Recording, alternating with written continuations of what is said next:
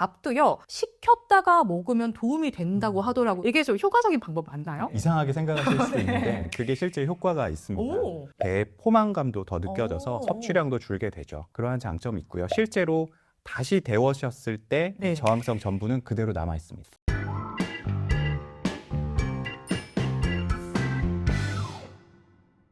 여러분 안녕하세요. 하이닥 건강 전문 아나운서 백선혜입니다.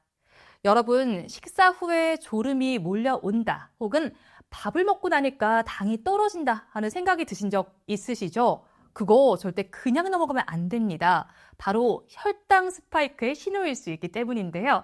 자, 오늘은 이 부분에 대해서 송준하 원장님과 함께 짚어보겠습니다. 원장님 어서 오세요. 안녕하십니까. 네, 원장님 시청자 여러분께도 인사 한번 부탁드리겠습니다. 안녕하세요. 의사 송준하라고 합니다. 반갑습니다. 네, 원장님 정말 반갑습니다. 이렇게 하이닥 채널에 와주셔서 정말로 감사합니다. 자, 그래서 저희가 오늘 특별히 이야기를 해볼 부분이 이 단어예요. 이 단어 요즘 참 많이 들리는 네. 단어거든요. 혈당 스파이크라는 겁니다. 자, 그런데 이 혈당 스파이크라는 표현 한번 생각을 해보면요. 혈당이 원래 오르는 건 맞는 거잖아요. 그렇죠. 근데 이게 뭐 잘못된 건지 위험한 건지 참 이런 생각이 들기도 한단 말이죠. 어떤 개념이죠? 이 진료실에서도 참 많이 받는 질문인데요. 기본적으로 사람이 식사를 하게 되면 네. 혈당이 쭉 오르게 됩니다. 그건 생리적 현상이고요. 네. 다만 그 과정에서 너무 빨리 올랐다가 아. 너무 빨리 떨어지게 되는 그 변동성이 가장 문제입니다. 혈당이 너무 많이 오르게 되면 몸에서는 그걸 조절하기 위해서 인슐린이 분비가 되게 되는데 혈당이 많이 오르면 오를수록 인슐린이 더 많이 분비되게 되고 그 다음 과정으로 혈당이 쭉 떨어지면서 저혈당처럼 경험을 하게 되죠. 그 과정에서 몸에 작은 염증들과 인슐린 저항성 같은 게 이제 생기게 되는데 네. 그런 부분들이 문제가 됩니다. 근데 원장이 말씀해 주신 것 중에서 급격하게 뭐 올라가고 내려가고 이게 문제가 된다라는 거잖아요. 그래서 뭐 이렇게 스파이크 표현하는 네. 것 같아요. 그런데 저희가 뭐 수치로는 이게 뭐 올라갔다 내려갔다를 알 수 있지만 몸으로도 느낄 수 있는지 참 궁금한데요. 그렇죠. 사실 그 부분을 이제 기계를 차면 네. 숫자로도 확인을 하실 수가 있는데 오. 증상으로 확인하는 게 아마 대부분 환자들이 경험하시게 될 겁니다. 혈당이 빠르게 떨어질 때는 네. 그 저혈당 증상을 느끼시게 되는데 이 저혈당 증상은 뭔가 기운이 없고 나른하고 졸리고 배고픔을 느끼게 되는 증상들이 네. 있습니다. 특히 이러한 증상들이 좀 심할 경우에는 머리가 안개 낀 것처럼 변하는 브레인 포그 같은 증상도 느끼실 수가 있습니다. 약간 뭐 머리가 좀 답답하다 이렇게 느껴질 아, 예, 것 맞습니다. 같아요. 네. 그래서 요즘에는 이 혈당 뭐 다이어트다 해서 이게 참 유행하더라고요. 거꾸로 식사법이라는 거예요. 이제 뭐 밥 먹을 때 순서를 좀 바꿔보자 이런 취지인 것 그렇죠. 같아요. 그래서 뭐 가장 먼저 먹어야 되는 게 밥상에 채소가 있으면 채소를 먼저 먹고 그다음에 뭐 고기 같은 단백질이 있으면 단백질을 먹은 다음에 그제야죠 우리의 주식인 쌀밥을 먹자 이런 건데요. 네. 이거 효과가 있는지 참 궁금해요. 저도 좀 실천하려고 노력 중이긴 하거든요. 사실 효과가 있습니다. 오. 이게 우리가 자연에서 얻게 되는 탄수화물의 구성 요소에는 네. 섬유소가 달린 것들이 대부분입니다. 네. 뭐 귀리라든지 현미라든지가 대표적인데요. 실제 이 섬유소가 달려있게 되면 장에서 소화할 때 바로 소화하는 게 아니라 네. 섬유소를 어느 정도 떼어낸 다음에 소화하는 과정을 거치게 됩니다. 그래서 똑같은 양을 드시더라도 혈당이 상대적으로 덜 오르게 되는데요. 이 과정을 이제 몸에도 똑같이 식사법으로 재현을 해보면 말씀 주신 대로 네. 이제 야채 먼저, 그 다음에 단백질 다음에 마지막으로 탄수화물 섭취하시면 아무래도 혈당 스파이크 막는데 도움이 될 것 같습니다. 근데 이거를 참 실천하다 보면 전 참 궁금한 게요. 밥상을 저희가 뭐 내가 혼자 먹을 때는 관리하기가 쉽잖아요. 그런데 외식할 때도 있고요. 뭐 회식할 때도 있어요. 그러면 완벽하게 통제하기는 어렵단 말이에요. 그러면 제가 이게 먹으면서도 그런 생각이 드는 게 채소도 이게 채소의 기준이 여기서 거꾸로 식사법에서는 생야채를 말하는 것 같은데 찐 걸 먹어도 괜찮나? 양념된 이 채소도 괜찮나? 이런 생각도 들고요. 그렇죠. 네. 그래서 사실 이제 생야채가 제일 네. 의도한 바죠. 근데 예를 들어 드레싱 같은 게 있으면 네. 드레싱에는 우리가 단순당이나 아니면 초가공 식품 계열이 들어가 있기 때문에 드레싱이 범벅된 그런 어떤 샐러드 같은 걸 드시는 걸 네. 사실 본래 취지와는 조금 어긋난다고 보시면 됩니다. 물론 단순당만을 섭취하는 것보다는 네. 그래도 야채를 먼저 드시는 게 낫겠죠. 또 그리고 밥을 먹을 때도 전 참 신경 쓰게 되는 게 타로라는 곡물도 있더라고요. 그게 요즘 좀 핫한데 그런 곡물로 대체해서 먹는 게 더 도움이 될까요? 섬유소가 얼마나 있느냐도 중요하고 네. 사실 각 음식마다 그 얼마나 빠르게 당을 올리고 네. 얼마나 빨리 흡수되는지에 대한 그 숫자가 있습니다. 당 지수라고 하는데요. 네. 이제 그 수치대로 확인해 보시면 좋을 것 같습니다. 아, 그럼 수치를 확인하고 어떤 음식을 먹을지 내가 좀 계획해서 먹어보면 그렇죠. 좋을 것 같아요. 맞습니다. 그리고 또 이게 원장님 혈당 스파이크잖아요. 근데 당이라고 하니까 저는 단 음식, 뭐 케이크나 초콜릿만 줄이면 되는 줄 알았거든요. 그런데 의외로 뭐 라면도 올린다 이런 네. 얘기를 하니까 그럼 내 생각과 좀 다른데? 이런 생각도 들더라고요. 사실 가장 이 혈당 스파이크 올리는 주범이 네. 단순 당과 정제된 곡류입니다. 그리고 여기다가 이제 더 올리게 되는 게 첨가물 같은 게 들어갈 네. 초가공식품인데 일례로 라면이나 아니면 뭐 청량음료 이런 것들이 있겠죠. 아, 그럼 뭐 라면이나 청량음료, 뭐 시리얼 탄산음료, 같은 거? 시리얼. 네, 맞습니다. 뭔가 좀 먹기 좀 편한 거, 쉽게 이렇게 손이 가는 것들은 좀 피하면 좋겠다. 맞습니다. 이런 거네요. 그리고 이제 저희가 주식이 밥이다 제가 아까 말씀드렸는데 이 밥도요.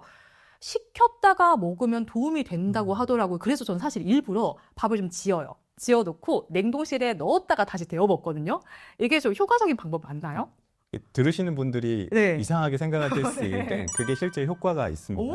이게 이제 음식물을 식히는 과정에서 저항성 전분이라고 하는 것이 네. 생성되게 되는데 이 저항성 전분은 이름에서도 알 수 있듯이 소화가 잘 안 됩니다. 정확히 표현하면 소장에서 소화가 원래 일반 탄수화물들은 되는데 소장에서 소화되지 않고 대장까지 쭉 내려가서 대장에서 미생물에 의해서 분해되는 과정을 거칩니다. 그렇다 보니까 아무래도 흡수되는 시간도 더 오래 걸리고 그리고 배의 포만감도 더 느껴져서 섭취량도 줄게 되죠.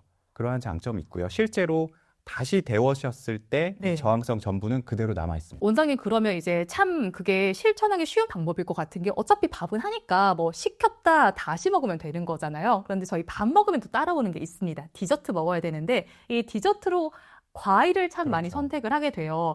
그런데 저희는 이제 과일은 설탕이 뭐 들어가는 게 아니니까 안전하지 않을까 생각했는데 그렇지만은 않더라고요. 아까 이제 말씀드린 것처럼 당 지수를 확인하시고 과일을 선택하시면 좋을 텐데 그렇게 하기는 어렵고요. 사실 입안에 딱 들어갔을 때 달콤하다라고 느끼는 과일들이 아무래도 당 지수가 높습니다. 예를 들면 뭐 수박이라든지 복숭아라든지 망고 등이 있고요. 상대적으로 당 지수가 낮은 과일들에는 사과라든지 아니면 체리, 자몽 등이 있습니다. 근데 저 약간 원장님께서 입에 넣었을 때 단과일이라고 말씀하셨을 때 딱 정의를 듣고는 솔직히 복숭아 예상하지 못했거든요. 복숭아는 막 그렇게까지 단맛은 아니지 않아요? 사실 과당 때문에 환자분들이 느끼는 딱 달거나 달지 않은 음식들도 있을 수는 있는데 실제로 이거를 이제 당으로 환산해서 계산을 해보면 그것들이 양이 많습니다. 사실 수박도 어떤 거는 전혀 달지 않거든요. 그렇죠. 그런데 이제 그것들도 당으로 환산해보면 지수는 높다라고 이해해 주시면 될 것 같습니다. 한번 검색을 해보는 습관을 길러봐도 좋을 것 같아요. 그렇습니다. 자, 그리고 일단 먹는 건 또 먹는 거예요. 근데 먹는 것만 사실 중요할 것 같지는 않은 게 운동도 저희가 항상 따라오는 개념이잖아요. 그런데 제 주위에 실제로 이제 당뇨를 앓았던 분께서 말씀해 주신 건데 그거 사실 먹고 싶은 거 그냥 일단 먹고 먹자마자 좀 걸으면 효과적이야 이런 얘기도 하시더라고요. 실제로 증명된 이야기인가요? 네, 맞습니다. 사실 운동이 굉장히 도움이 많이 됩니다. 보통 우리가 혈당 스파이크가 올라가는 시점이 식사 끝나고 약 30분에서 1시간 정도부터 오르기 시작하는데요. 그때 우리가 운동을 해주게 되면 혈관에 나와 있는 잉여당들이 근육으로 빠르게 재흡수가 들어갑니다. 상대적으로 인슐린이 덜 필요하게 되고 혈당의 급등락이 적게 되죠. 뭐 운동의 방법에 대해서 조금 더 말씀드리면 식사하신 다음에 한 10분, 15분 안쪽에 약간 숨이 찰 정도의 강도로 한 15분 정도 운동을 하시면 딱 좋습니다. 보통은 걷기가 되겠네요. 그럼 걷는데 약간은 빠르게라고 말씀해 주셨잖아요. 근데 이 약간은의 개념도 참 사람마다 다르단 말이에요. 맞습니다. 그러면 이 빠르게 걷는데 옆 사람과 대화는 할 수 있을 정도인 건지 아니면 할 수 없을 정도로 좀 약간은 빠르게인지 궁금한데요. 제대로 하려면 대화하기가 조금 어려우실 수 조금 있어요. 어렵게. 이게 숨이 찰 정도로 걸으셔야 되거든요. 그냥 너무 천천히 산책하듯 걷는 거는 사실 그렇게 큰 도움이 되지 않습니다. 그러면은 그것도 한 뭐 10분, 뭐 15분 정도만 걸어도 효과적인 거죠? 매우 그렇습니다. 오, 네. 그러면은 저희 밥 먹고 나서는 이제 좀 바로 딱 일어나서 네. 걷는 습관을 기르는 것도 참 좋을 것 같습니다. 자, 그리고요. 요즘에는요, 원장님, 저희가 참 혼자서 일하거나 뭐 또 생활하는 분들이 참 많은 것 같아요. 그렇죠. 그래서인지 뭐 나 혼자 산다보다는 우리 함께 어울려 살자 이런 개념이 더 중요한 시대인 것 같습니다. 네. 이 밥을 먹을 때도 적용이 된다고 하더라고요. 아무래도 혼자 먹으면 사실 좀 그런 것 같아요. 앉아서 뭐 눈치도 보이고요. 특히나 그렇죠. 밖에서 먹으면요. 또 혼자서 먹어도 아 이거 그냥 빨리 처리하고 그렇죠. 다른 거 해야지 하다 보니 속도 좀 빨라지게 되고 꼭꼭 씹어 먹게 되지도 않아요. 근데 네. 같이 먹다 보면요. 뭐 대화도 하고 하다 보니 좀 느려지는 것 같거든요. 그렇죠. 그럼 실제로 이게 같이 먹으면 혈당을 조절하는 데 도움이 될까요? 사실 말씀하신 멘트에 다 답이 있어요. 오. 그 혼자 먹게 되면 아무래도 빠르게 먹는다가 키포인트가 네. 될 것 같습니다. 우리가 이제 식사를 하게 될 때 혼자 먹을 때보다 아무래도 옆 사람하고 얘기도 하고 네. 하게 되면 식사 속도가 느려지게 되죠. 그 식사 속도가 느려지게 되면 우리가 포만감을 조금 더 빠르게 느끼게 됩니다. 혼자 먹을 때보단 여럿이 먹을 때 아무래도 밥을 천천히 먹으니까요. 그렇게 되면 몸에서 이제 총 흡수하게 되는 음식의 양이 줄게 되고 그런 부분들이 도움이 많이 됩니다. 또 이게 스트레스하고도 연관이 될 수 있는데 얘기하면서 먹다 보면 아무래도 스트레스가 풀리니까 네. 그런 부분도 도움이 될 것 같습니다. 원장님께서는 혼밥 안 하시고 함께 밥 하시나요? 네, 저희는 이제 의국 선후배라서 오, 전부 다 선후배라서 4명이 네. 항상 같이 먹습니다. 예, 약간 썩 좋아하시는 거 안 하시는 분위기이긴 한데.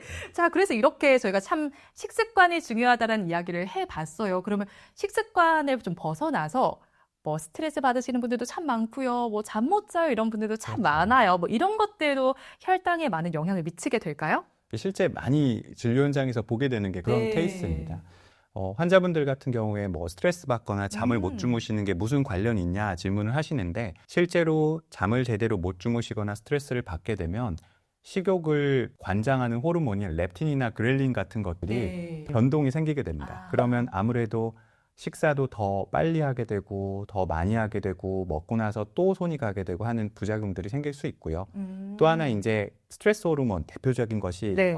콜티졸인데 콜티졸 같은 게 나오게 되면 그대로 혈당을 바로 상승시키게 됩니다. 아. 그래서 그런 부분에서 여러 가지로 비시기적인 요소, 특히 네. 스트레스나 오. 수면 장애 이런 부분들이 영향이 크다고 할 수 있겠습니다. 뭐 식습관과 더불어서 생활 습관도 잘 조절을 해봐야 될 것 같습니다. 그러면 이 혈당 스파이크를 저는 막고 싶어요 하는 분들에게 이것부터 실천하시면 돼요 하는 팁이 있을까요? 혈당을 가장 빠르게 올리는 그 음식들, 안순당이나 아니면 정제된 곡류 이런 것들로 만든 음식들을 드실 때는 되도록 피하시고 어쩔 수 없이 드시게 되면 양을 좀 적게 드셔라라고 얘기하고 있습니다. 대표적으로 흰쌀밥, 네. 그리고 면류, 어. 그다음에 빵류, 그다음에 입에 딱 들어갔을 때 달콤하게 느껴지는 뭔가를 아. 말씀드리고 있어요. 특히 뭐, 이제 탄산음료 같은 거죠. 그럼 뭐 먹고 싶은데 뭐 한두 스푼, 한두 입 정도 남기는 것부터 맞습니다. 실천을 하면 참 좋을 것 같네요. 저 원장님 참 오늘 그 혈당 스파이크와 관련해서 다양한 좋은 이야기 많이 전해주셨는데 정리를 저희가 한번 해볼게요. 오늘의 하이를 한번 정리해 주신다면요. 혈당 스파이크는 몸에 좋지 않습니다. 네. 그건 누구나 다 알고 계실 것 같고요. 가장 궁금하신 조절 방법에 대해 한 번 더 강조를 드린다면 기본적으로 식사에서는 단순당과 정제된 곡류를 피하시거나 줄이셔라. 또 하나, 운동이 중요한데요. 운동 같은 경우 가볍게 하실 수 있는 거는 식후 10분에서 15분 사이에 약간 숨이 찰 정도의 강도로 네. 10분 정도는 유지하셔라가 되겠습니다. 네, 원장님 식습관과 생활 습관까지 잘 정리해 주셔서 정말 감사합니다. 오늘 말씀은 여기까지 듣겠습니다. 고맙습니다. 고맙습니다. 네, 오늘은 저희 송준아 원장님과 함께 혈당 스파이크에 대해서 이야기를 해봤습니다. 이 혈당 스파이크라는 단어 치고 올라가서 바로 떨어지는 급격하게 왔다 갔다 하는 증상이라는 부분 바로 알게 되셨을 겁니다. 습관이 참 중요한 것 같습니다. 이 습관이 병을 만들기도 하지만 내 몸을 건강하게 해주기도 합니다. 자, 앞으로 작은 실천부터 시작해 보셨으면 좋겠습니다. 저희는 다음 시간에도 유익한 건강 정보로 찾아뵙겠습니다. 함께해 주신 여러분 고맙습니다.